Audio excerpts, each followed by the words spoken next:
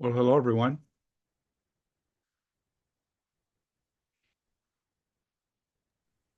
I see some friends here and some people that used to be friends.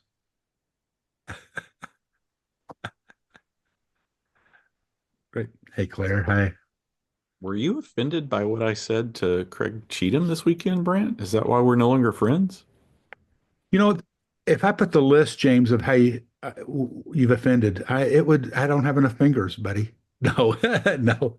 No, Greg's a great guy. I said to Craig, um, "You're my favorite Harding board member, but don't tell Brant or Jimmy that I said that because I say the same thing to them." Yeah. You're running for something, buddy. I don't know what you're running for, but you're running. Uh-huh. That's great. Well, we'll give it about one more minute, then we'll start. Glad you guys can join us. It's terrific. Hey, this is Rick Gibson. I'm crashing the party. I got an invitation from your nephew, Brant. Awesome. Uh, Love it. so I'm crashing the party tonight. You should have been. You can share this with anyone you want, and I'm glad you got it, Rick. Thank you. This is one of these things. There's a lot of people I think would are interested in the whole dialogue here. We've got to figure out how to let them be aware of it. Yeah, You see great. on this, I see on the screen. See Ross Cochran, and you can look at Ross. That's who you'll be looking at next week, next month when we talk. So that's very cool. But we're going to start. So most of you were here. A few you were here last month. Got to be with you, and I'll start basically the same way. So many of us through the years have talked with Landon, and sometimes in our lives we'd go meet him in New York, or we'd go up the hillside in Vermont, get a little bit of inspiration or wisdom. And for many of us, he always seemed to make the day better. He gave us perspective, and he gave us a sense of kind of how to navigate through things. And we talked about things that were important to us. Sometimes things we couldn't talk about with many other people.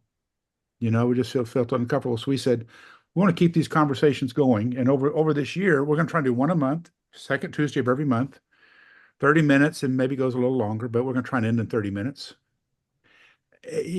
Most of these conversations, frankly, are going to get to where we want to get to the conversations about things we would have talked about with Landon about. But the first three, we're really kind of sharing kind of what's going on with Heartbeat to be sure everybody who's out there who wants to know what's there is there. Last month, Eric, who's on here, led a discussion with other people about some of the resources that are available. We're really trying to just release and launch out the whole platform of Landon hid his stuff for years up hidden high in the hills of Vermont, and now he can't tell us no, so we're just letting it loose, baby. This month, we're thrilled to get to talk about the Saunders Center. And we'll get to that, but really, I think in Landon's last few years, this became his hope, his delight, his joy. Next month, Ross is going to talk about some of the things going on for training the next generation of communicators. Then I'll give you a heads up. Then the month after that, in April, Mike Cope, who worked with Landon for many years, a very, very close friend.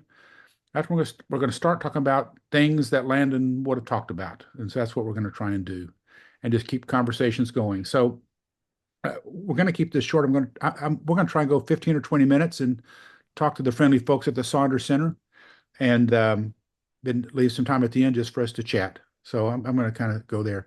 So let's introduce James Weiser, who you see, the guy with the little quarter neck zip, who looks like he is Jimmy Cohn's best friend.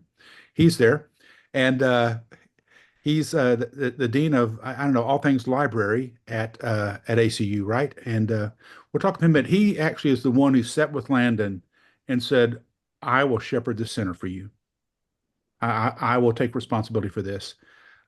Claire Davison Friedrich is the director of the center. She has come over recently from Lipscomb. She's got a great story to tell, and she's going to share with us kind of a lot about the center. And Richard Beck, who's also on the call, is the fellow of the Saunders Center, which is fantastic. And he's trying to shape thought as in lives um, in ways. So we'll talk about all that. So I'm just going to jump into this if it's okay. So James, I'm going to start with you. Hmm. And why don't you had a number of conversations in the last year or two of Landon's life Hmm. about the center. And why don't you just talk about what its purpose is and what you believe Landon wanted it to be. Does that make sense? Yeah, no, that makes perfect sense. I guess the first time I talked to Landon about this would have been in October of 2020 when I went up to Vermont and we began a conversation about what was going to happen to all of the things that he had written and kept over the years. And in that first conversation, first few conversations, actually, Landon and I more or less were talking about an archival deposit.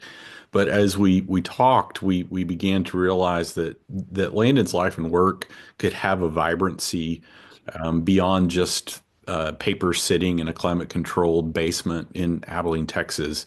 And as I came back to Abilene and started talking to some people, and they started talking to more people, the sort of the genesis of the Saunders Center kind of took flight, and it's one of those things, honestly, where I thought, this is a good idea, but if it's going to happen, it's going to take more than just me making it happen. Any of you who've ever worked in higher ed know that higher ed institutions are like cruise ships and that they take a long time to move and steer, and one person can't always do it. So I sat there and I thought, Landon, if this is going to happen, we're just going to let's see what happened. And basically at every step along the way, another door has opened to tell us this is the right thing to do. And there have been many steps along that way, whether that's Richard's involvement.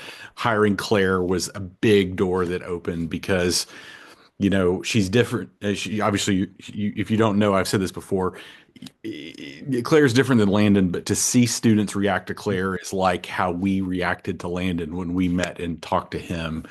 And so no, one of the things that Landon wanted was he wanted the center to be radically focused on students, which it is. It's sort of a laboratory for Landon's life and work on a university campus. Um, and it's also allows ACU as an institution to do a couple of things that we as an institution want to do, which is obviously preserve the stuff that Landon wrote. We have a very nerdy library remit to do that, but also there are a fair number of centers at ACU that are named for great, people in that cloud of witnesses that Hebrews would talk about. So there's the Seibert Center, which is a church relations center that's named for Charlie Seibert to kind of carry on the life and work of Charlie Seibert. There's the Spain Center on racial reconciliation to kind of manifest and make human in today's world the life of Carl Spain, who spoke in 1960 calling ACU to integrate. And now Landon is with us in spirit with the Saunders Center to try to speak a word of hope and joy to the nuns, to the students who ACU increasingly has, who don't come from a faith tradition and who maybe, and maybe not just not open to a conversation, but maybe actually opposed to those conversations. So how do you communicate with students in a way that they will want to hear? And how do you embody that spirit of Landon in his joyful take on life to students who need a disarming presence? So that's what we're doing. ACU, there are a lot of folks in the Abilene world who are very behind this. I am not a wildcat by birth. I've been grafted into this purple and white cult in Abilene, Texas. So there are a lot of people who care deeply, who have those roots. Claire also isn't, and I think Richard, you're the only ACU grad that has anything to do with the center. So Richard's our local cult member who has taken this on. Yes. But He's a cult leader too. right, right. He's the But Pied Piper of Abilene. but someone, Brant, you asked me not too long ago, you said to talk about ACU's commitment to the center, and I can't think of any more commitment than the fact that Phil and Brooke Schubert have become donors to the center itself. Which they don't do a lot of. I mean, they're very generous in other ways, but the fact that they're actually putting their own personal money into the Saunders Center says a lot to me. It's big. It's big. I will tell you that from the board's perspective of Heartbeat, as we've looked at this and what we watch it, and Jerry Morgan, who you see on here, and he's kind of watching over that on behalf of the board. We could not be more delighted by the commitment behind it. Claire, so great you're here. It's just delighted, and what James said is true. She did not know Landon, but the spirit runs deep in her. The same things we enjoy about Landon, I've seen many in her. So would you give us just an introduction, and we'll kind of come to that more, but why don't you tell us, you're on the ground, things have started, it's the first year, there's ramp up, but what are some of the things that are regarding students? What's the center doing to help student life and students there? Okay, I'm happy to share that. I'm going to share my Great. screen just Love real it. quick and show you a few slides. So we are working to create, develop, and promote curricula that is student facing. Let me just shrink this a little bit. Okay, so I can see the screen. And we want to do that in the spirit of continuing Landon's work, like James said, to this kind of post-Christian generation. They're still interested in the things Jesus talked about, love, justice, mercy. They may not be committed to a church at this time, but they want community and they want the things that Landon promoted. So we're going to try to promote those same things. We're going to encourage meaningful dialogue about what constitutes a good life. We're going to integrate faith perspectives with other insights from psychology, Richard's field, from philosophy, from social sciences, and from the arts, which is my field. My background is as a singer-songwriter, and so I'm someone who finds flourishing through creativity in the arts, and I've got my guitar hanging in here on the wall, and I've already had students coming by and sitting in and swapping songs and swapping stories. And so I try to connect with kids through creativity and art making. The things Landon wanted them to know, that they're worth more than they think they are, to make joy the star of navigation for their lives, and to always be a part of a community of friends that talks about what really matters in life. These kids care about the issues that are surrounding us in this culture, and they want to get real and talk about this stuff. So our first program, we're actually launching next week. The first lunch, this is the Things That Really Matter cohort. We're going to gather about 10 faculty people, and those faculty people are bringing 1 or 2 students each that they're in a mentoring relationship with. We're going to meet once a month around a table for a meal, which I think Landon would have approved of, and conversations of significance. And so they will receive chapel credit for their participation in this. Our first speaker is going to be Richard, of course, talking about the shape of joy and what that looks like and how we can pursue that in our lives. So we're looking forward to that next week. We've also got a Saunders Center global learning trip scheduled for Ireland, which will be May 15th through the 29th. We've got 17 students signed up for that. And we're going to co-teach on the Irish monastic tradition, Celtic spirituality, and then I'm going to focus more on contemporary spiritual disciplines and trying to bring the sacred into the everyday and how we can practice that connection with God, with each other, and with ourselves. And Richard's book is going to serve as some source material for us, but also a history of Ireland. We're going to look at, Richard, what was that other book that you had for us? Remind me. How the Irish Saved Civilization. Right. And so we're going to work from that too and just do some tours of all the major sites in Ireland connected to Celtic spirituality. The third thing we've got going, I've got a ministry workshop in theological songwriting that I'm going to teach this fall for the College of Biblical Studies. Again, it's a way of trying to connect with ministry students around creativity and co-creating songs for worship and devotion that are musically compelling and spiritually formative for the church now and the church in the future. We also have an honors colloquia scheduled for spring of 2026, which will take place on MLK weekend. We're going to look at the intersection of racial justice and human flourishing. This travel course will take students to Memphis to explore the Civil Rights Museum at the Lorraine Motel. We'll talk about the history of the movement and the subject of racial justice and healing and reconciliation as they relate to human flourishing and building a beloved community. And then another one we're working on, Richard's working with some of our film people here is it Matt Maxwell, Richard, or is one of our other people up there in the learning studio? Kyle Dixon and Matt Maxwell in the Digital Media Center are Kyle produced it, Matt Maxwell. Some of you guys know Matt's work, filmed it. And they're creating a video series for small groups and churches to utilize, but Dr. Beck is also creating a college level curriculum related to the shape of joy. We hope for use at ACU, and he can say a little more about that. But those are our goals. I'll pass it off to Richard. I think if you want to talk more about our construction goals and our fundraising, we do have some fundraising involved for the center that we're hoping to build. I'll just give you a brief little overview of that. This is the Yeah. schematic for our physical Saunders Center. And again, we want that to be a place where students can come and rest, connect with each other, connect with God, connect with themselves, do some collaborative work and spiritual disciplines. This is one schematic we have for it. It's got a cost of about $661,000. We are 70% of the way there. And we only have 200,000 to go to raise for this center that we're hoping to And Claire, build. why don't you tell people where on campus this is? Some of these people have never been to an ACU's campus, so they don't really know Yeah. this is So not it's not in the if you corner of come the into campus the far away. Yeah. it's called the Maybe Library Wing. And so right now that classroom, it's been known as the core classroom, but it's that wing. What is that? The south end of campus, James? It's the Maybe Library Auditorium. But that hallway, we have to redo all of that and get those bathrooms up to accessibility standards. And so it will be the center, it'll be the hallway, the lobby, and two handicap accessible bathrooms, which that hallway is one of the most heavily trafficked zones when we bring students on campus for tours. And so it's just a natural spot for the Saunders Center to be located because of its proximity to students.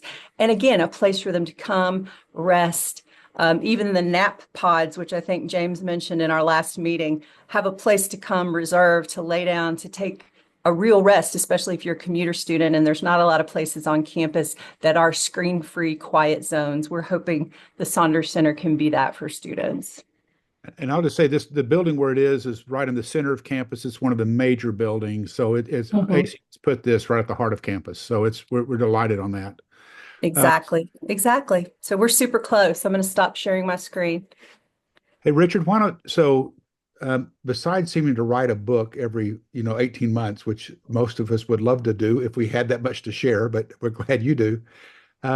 You've moved over really your jobs and kind of focus with this taking on the fellowship here. And I think part of it is because these topics of joy and what it means to be human and what it means to flourish as human are important to you. So I know Landon felt that this was a critical issue, especially with students, because there's a lot of issues that happen there. So do you mind just talking a little bit about how you see in the role of student life, the importance of joy, how they flourish? What is the thought behind this in terms of what you were trying to get to or what you're trying to do? Yeah, I mean, I think one of the reasons why Landon liked what I was up to was the coming at the conversation from the perspective of psychology. I felt like he uh, felt that, especially given our mental health crisis amongst younger generational cohorts, that would be a great entry point to have conversations about joy. And so, anyway, as Claire mentioned, the recent book, The Shape of Joy, came out this fall, and it's starts with the mental health crisis, but it uses positive psychology and the empirical research on human flourishing to kind of raise a conversation toward the end of the book about joy and about that idea of what psychologists call mattering, a feeling of like significance that was like a big part of Landon's message, was that we are worthy, we're valuable, and we should believe that about ourselves, but also believe it about the people in the world around us. Back to kind of Claire's conversation about racial justice. So we're trying to leverage that book. So I'm trying to leverage that book into curricula for our students. So we're going to be making a class that Claire mentioned called The Shape of Joy. There'll be undergraduate curriculum, like 4 credit, using positive psychology as the container to have that conversation. Then we're going to use the exact same videos that were created for that to create kind of an outward facing curriculum for churches. So again, the leading videos will be mainly using positive psychology to talk about joy, gratitude, science of humility, awe, those kinds of topics. So we're hoping that will create a very Landon inspired way of sparking important conversations that they're not necessarily leading with the Bible or religion, but they're starting with kind of the human centered focus as well. And then I'm currently writing another book that's due in May. The manuscript's due in May, and it's called The Book of Love. And it's going to be dedicated to Landon because he was the inspiration. The last conversation I had with him, we were just talking about the way scripture has been misused so much. And he was thinking, especially in the churches of Christ. And he said, somebody just needs to write a book about how we can read the Bible in a way that is kind and puts the human being first. And so as I got on the plane leaving that conversation, I began jotting down chapters. And so I hope as a part of my work as the fellow that that book will show up hopefully next year and be a That's part, fabulous.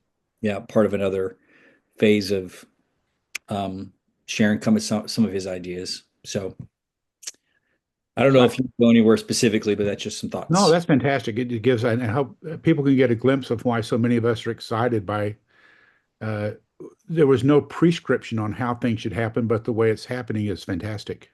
Right? It's good. And I think too, what you just said there kind of evidences what I think Landon believed, that the focus of the center needs to be on the students there on campus. Because if you fail there, you failed, with that. But if you do that right, it's going to spill out into other places. You start there and you're always faithful with that above all. And if you do that, then things like you talked about, you can use some of the materials in other ways. And I think Landon kind of did that in my view. He looked at the outsider, and because he looked outside, he could help inside. Yeah. You know, Well, I think just to go back to cycle back and kind of underline a little bit more deeply about that thing that's going to kick off next week about the things that really matter, conversations with students and faculty. That's going to be a really interesting experiment because we were trying to think like what would Landon, like what was his praxis? And as Claire and I talked about it, his practice was to get people around a meal and to talk about things that really matter. So we went with the really brilliant title of Things That Really Matter as the title of our of our luncheons. And we're also trying to think about how students can get involved in that. And sometimes you could kind of hang out, an invite, and two students come. But we were really intentional to think through, well, what about if faculty members pick two students and said, I see something in you. I would like to take you on a journey. And I think that being picked by a faculty member will be really meaningful to students. oh my goodness, yeah. And we know too. Oh, sorry. Go ahead, Richard. Well, the other thing is we're not sure what it's going to look like because this is like and I tell you what, Claire moves very fast. I was thinking, well, maybe we'll do this next fall, but Claire's like, let's do it this spring. So in many ways, this spring is a test case to see if it can spark conversations. Because I do want to alert the whole group to how kind of potentially vulnerable this conversation is. Like, can faculty and students talk about things that really matter intergenerationally with a degree of transparency and depth? And we're hope so. Yeah. It might take repeated lunches to get there, but there is currently, I just want to say this for everybody listening in, there is no place currently where that's really kind of happening on our Right. campus in an intentional way. Students talk to students, faculty talk to faculty, but this is a cross faculty student conversation that we think the center is hosting that is going to be very distinctive in bringing something to the campus that currently isn't there. And I want to add to that too, some of the CCCU data on thriving that's been done by our student life department here has shown that I think the number 2 predictor of success at ACU is having strong faculty-student relationships. Yeah. And so even just this past week, I had a person reach out to me on a text. She got my name from Angela Sims at Colgate Rochester Divinity School, but she's a Black woman student here at ACU. And she's like, can we have lunch? Can we meet? And I was like, well, come to this lunch. And so she's on deck to meet with us next week. And I'm meeting with her tomorrow for the first time, but she's coming to the lunch as well. And just other people like that who have filtered through my office, who have been curious about the Saunders Center, who said, I want to know more. I want to get involved. This has been a great way to just invite and bring them along. And one thing, Claire, one of the things that we're also doing programmatically that Landon cared a lot about, we all know he had a really good relationship with Miroslav Wolf and the Center for Faith and Culture at Yale. And Landon really wanted to make sure that we tried to use the center as a platform to dialogue with other institutions. And we didn't know what that would exactly look like either, but the Center for Human Flourishing at Harvard hosts an every other year conference called the Macarios Conference in Rome, Italy, in partnership with Boston College, Baylor, and the other ACU, which is Australian Catholic University.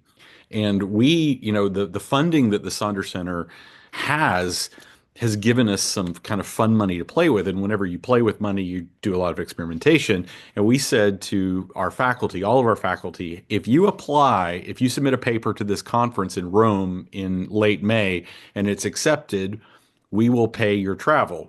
I was thinking there'd be one or two who might apply, maybe one or two get accepted. Well, we had 8 accepted papers at this conference. And thankfully, we have the money to pay their way. And there's like 25 being presented. Is that something like that, James? Is that right? Last year there were 40 sessions, 40 presenters, and the fact that this year there will be 8 from ACU who are in dialogue with people in the Human Flourishing Network hosted by Harvard is exactly, I think, what Landon would want us to do with the namesake of his center. And they're coming from all different majors and fields as well: family studies, behavioral science, language and literature, criminal justice, social work, and communication. So the breadth of the conversation about the love of neighbor and human flourishing, I think, is going to be really interesting for that event. Well, let me just, we're getting here. I want to honor the time we can do it, but some of you have known Landon for longer than me. I got back to the 70s. Just things, even if you don't know them, what questions do you have about the Saunders Center, what's going on, or just counsel you'd give this group, or comments? Wow, this is shy. Very exciting to see how many different kinds of initiatives are in progress. Really. It's impressive. It's almost like they had people paying attention. Hey, Brent. Yeah. Well, good to see you, by the way. It's been a while. I kind of go back to the, I guess, 70s when Landon would do a thing called a searchers seminar for our group, the Western States Outreach. And it was a crazy thing. We were out knocking doors in California, and you can imagine the rejection. But the idea was to bring people to this event called a searcher seminar. Yeah. It was amazing, the way that he would, untie the gospel in a way that, we didn't mention religious terms, but he definitely communicated the kind of, I guess, way of life that Jesus was sharing. And it was, it really changed the group of ACU students that were involved, in this event. We had sometimes as many as 70 or 80 people show up, which was much more than any gospel meeting could ever do. Mm. Yeah, that's good. Well, Rick, that's a great point. That's where I got to know Landon, was in Lowell, Massachusetts. Okay, something like that. And I would just say that, first of all, last week, Eric Fletcher shared with us there's some resources on the Heartbeat website. This is heartbeat.com, right, Eric? Is that right? That's it. And it's got a number of things that are designed for people like you and me to use with our friends and neighbors. It is the stuff there. So I would encourage you to look at that. And I would take the second thing. It's an interesting, I'll say to the center team, interesting concept to say we're getting students off campus sometimes creates a different environment than on campus. That's my takeaway, perhaps. Good point. What else? Any other comments?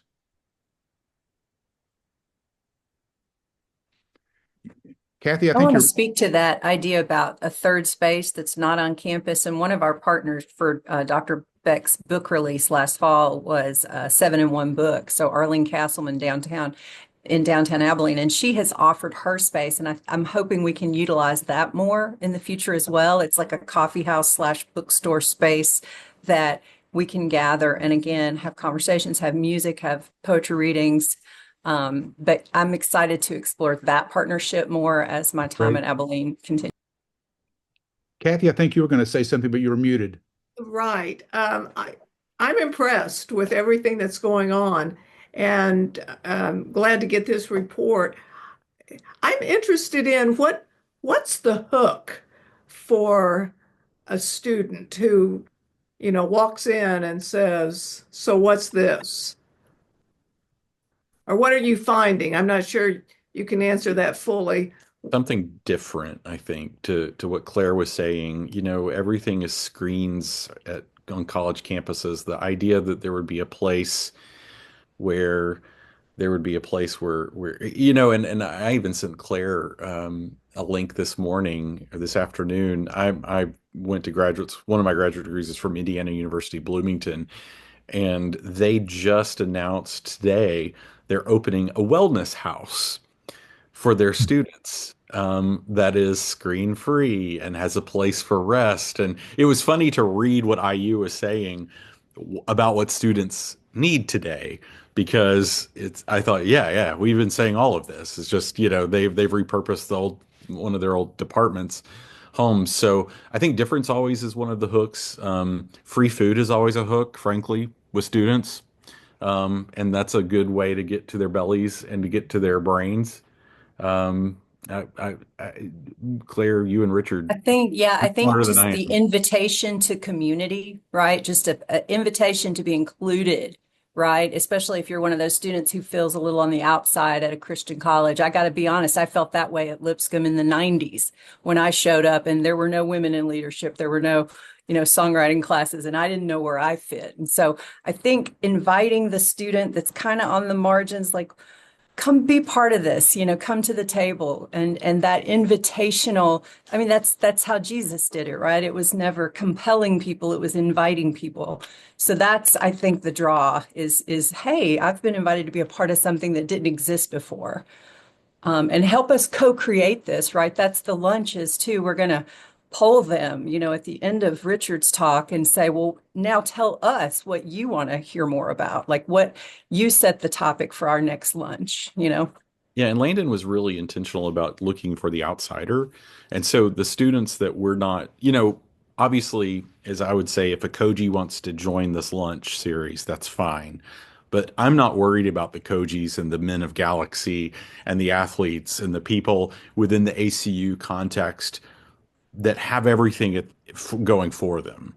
I'm looking for the kid who is less likely to retain and graduate, which honestly is another motivator for the university. Um, I think ACU serves a particular kind of student incredibly well. And I think we don't serve particularly well many other kinds of students for whom the Saunders Center is right in their wheelhouse. So you have a special spot in your heart, James, I think, for people who study stuff like library science. Right. Those folks, well, we don't have a graduate program in library science yet, but people who are inclined, these are bookish people anyway. So, you go work at a Barnes and Noble and then you find yourself a librarian one day. There you go. Abilene is about to get its first Barnes and Noble, by the way. Nice. Wow. If people want to drop off, feel free to. We kind of said 30 minutes. We're going to go about 10 or so more minutes, just talking as you want. I'll just say, I think, it's interesting. This is in Abilene, as you know, where Landon went and spent time. Most of us are very aware of that. And in my life, he reflected on that experience with students a lot. And some of you on this call are here because you knew Landon as a student, right? And it shows the power of that relationship. So I don't think that's an accident. I think that's a kind of a harkening back to something there. What else? One of the things that I would say we're asking is, as the Saunders Center does this, are there tools and programs at other places, whether it's a Christian kind of university or a state university, places that could use these tools, like the What Matters kind of events? It's good. Hey, Rick, thanks for dropping off. I'm thrilled you're here, buddy. Are there tools like that other places could institute and use? Because the concept of being invited by itself is good. So we want to challenge the center, and I want to challenge our team to try and find ways to share the learning, right? Will you guys be recording that, or is that kind of a bad idea?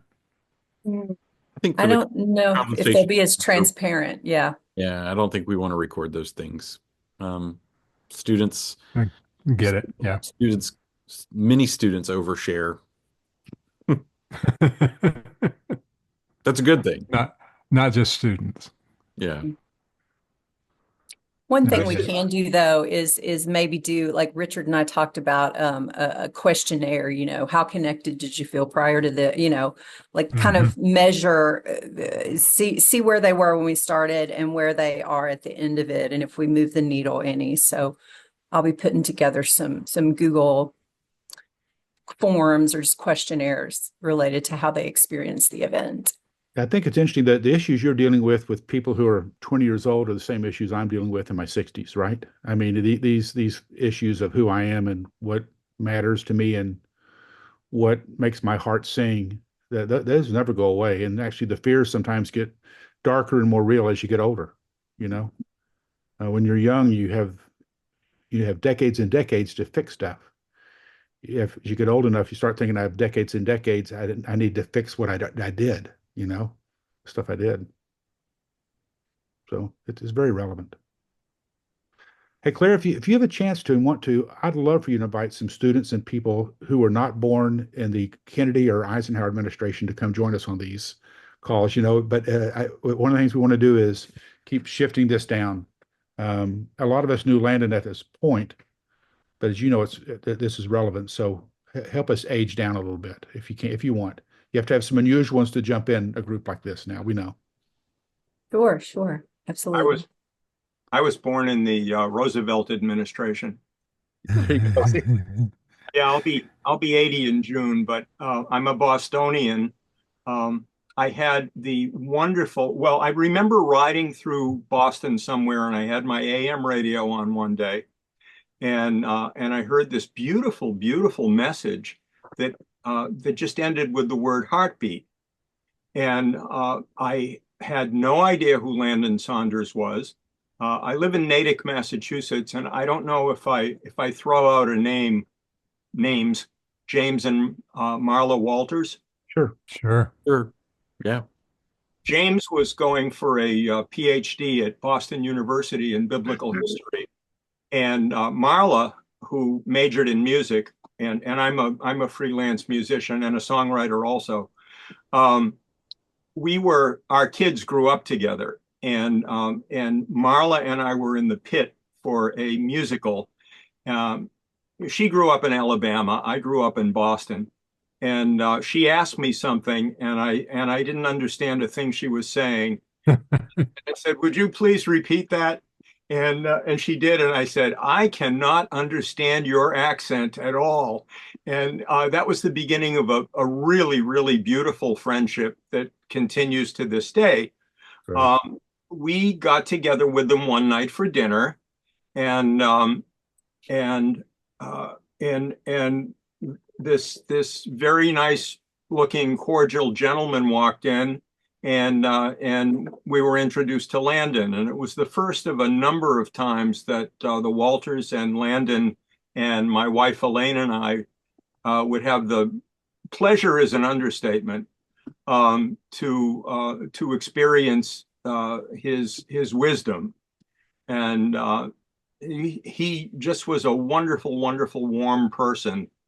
And I don't know what I have to contribute other than to say I'm a huge Landon Saunders fan. Did Landon go to Harding? He did. When after James got his PhD, he was hired to teach at Harding, Yep. and so they moved to Searcy, and I had I had written a series of children's animal songs, and all of a sudden, after Marla moved down there, I started getting all these orders from Cersei. She had me come down to Arkansas to do a series of children's concerts. But they're wonderful, wonderful people. And when I started, I don't know how I got on your email list, but I'm so happy I'm on it, and I just wanted to weigh in tonight and see what was happening. You know, We're David, delighted you're here.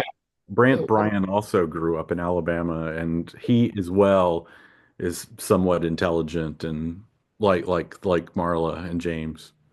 Alabama is a good place to be from. And a lot of things a lot of times you can't understand Brad either. So I will tell you a story. I went to graduate school in Boston, and I got an award after my first year. as the student most handicapped by a foreign language. And 25% of the class was from other countries. So, it's very true. Landon touched people on a human level, not a historical level or geographical area or certain disciplines. That's the beauty of it, man. And he loved talking to janitors, and that's where he got a lot of his good ideas. He always said that, and I just I've carried that with me. But I think all of us get this. All of us get that. Everybody has something to offer, and it doesn't matter where you are on the social scale. See, Rick, people are dropping off. We'll let it go. This has been fantastic. So, next time Ross is going to talk to us about really how we're training future communicators. That's kind of one of the other projects we have going on, and I think it's very exciting. He's done some good thought. Landon, his last week of life, said this is the most important thing to me. We said, how about Ross doing? He said I'd be delighted out of my mind for that. Really out of my mind if Ross would do that. He knew Ross. But then we'll get into it. And if you think of things we should talk about, well, shoot us ideas and say, hey, let's have a conversation one night about this. Let's talk about, one thing we want to talk about is how we love difficult people, because we all have those. And we're just going to Landon talked about that a lot. So I think it's one of the things that we're just going to kind of share. And some of you we can all talk about Jerry Morgan and how we love him. All right, Ross, I'm coveting the bookshelves behind you. Is this in Searcy or is this in Bentonville? You're on mute, Ross. You're on mute, Ross. That's purposeful, yeah. No, this is Stephanie's home. That's her collection. Yeah. Oh, okay. Stephanie is Ross's wife. Yeah, including the ladder even. I love that. Very cool. That's so classy. Well, yeah, Stephanie gets on the ladder, Ross doesn't. Got a window facing, really the yard, and it's really a wonderful space. Very cool. Come see it. Hey, I want to. It's funny, James noticed the books and I noticed the cables and guitar cables behind David. Oh. My first purchase for the Saunders Center was two mic stands and 2 microphones for Richard's book release party and our poetry reading that we had in conjunction with that. So we all have our things that we notice and collect. Richard, calling your name.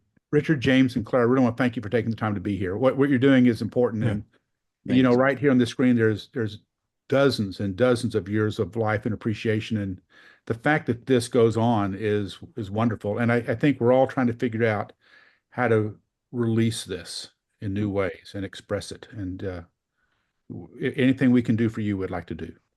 Yeah. Thank you. Thank you, guys. Thank you, Brant and Ross. you. Thanks, everyone. Yeah. Thank you so much. Hi, Kathy. I hope to see you in June at the Scholars Conference. Good night.